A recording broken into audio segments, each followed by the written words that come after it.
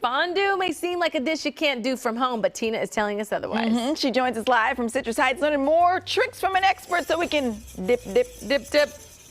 Dip, dip. I love it because now I'm getting texts from everyone saying, dip, dip.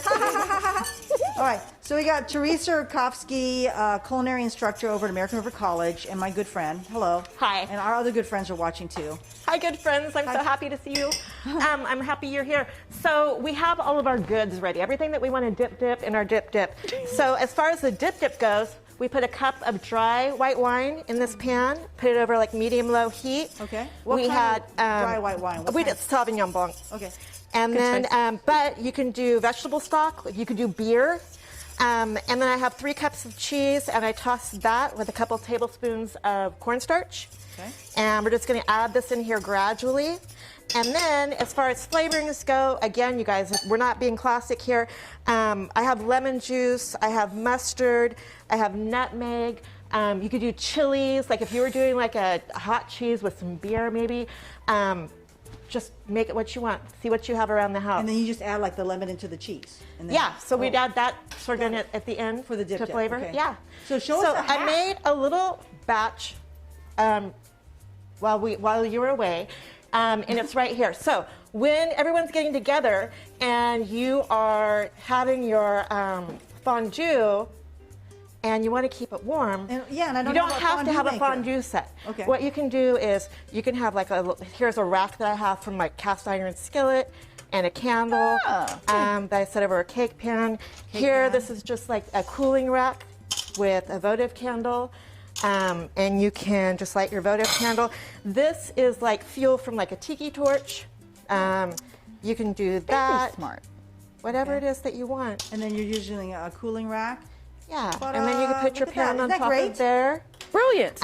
Here are all our toasts that we made. They're all garlicky, buttery, olive oily. And then our vegetables.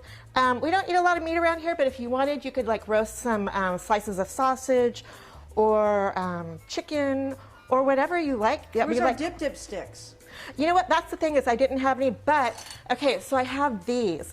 But I have a lot, so I thought you could use a new one for every bite if you wanted. So, what are those, corn holders? I think they are. I think they are corn holders. Brilliant. Okay. But I have like 24 of them. So, look at that. Isn't that great? Stuff, yeah. So as it sat here, it got a little chunky because it got a little cool, but it's melted cheese, so it's going to be delicious no matter what. Right. Okay, so any other hacks that you have? Tips. Any other tips about this?